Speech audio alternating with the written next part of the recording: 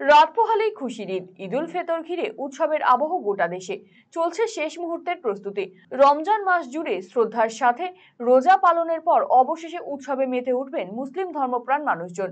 তাই শেষ বেলায় প্রতিটি জায়গায় জমে উঠেছে বাজার। একই ছবি রায়গঞ্জের রাস্তায় মানুষের ভিড়, দোকানগুলিতে তিল ধারণের জায়গা নেই।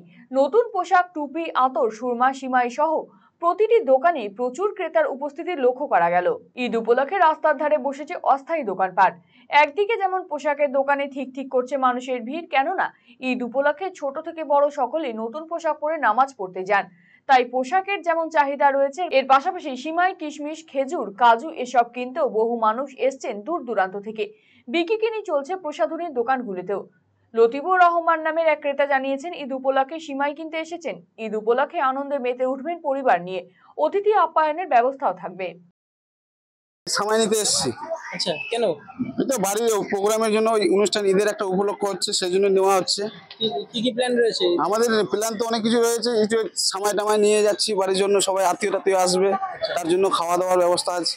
নিয়েছি তো সবকিছু, কাপড় টাপড় সবকিছু নিয়েছি। এখন এতে নেওয়ার জন্য এসেছি, তখন এটা নিবো। প্ল্যানটা এই নামাজ টামাজ টান করে নামাজ টামাজ নতুন কাপড় টাপড় পরে যাবো নামাজ পড়তে।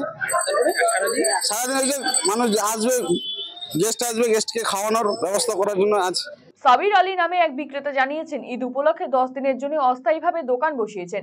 সিমাই, খেজুর, কিশমিশ, কাজু, আতর সবকিছুই বিক্রি হচ্ছে। আমার ঘড়ির দোকান আছে পাশে, এখানে সিমাই দোকান। আচ্ছা, এটা কি সারা বছর চলে? না না না, 10 দিন।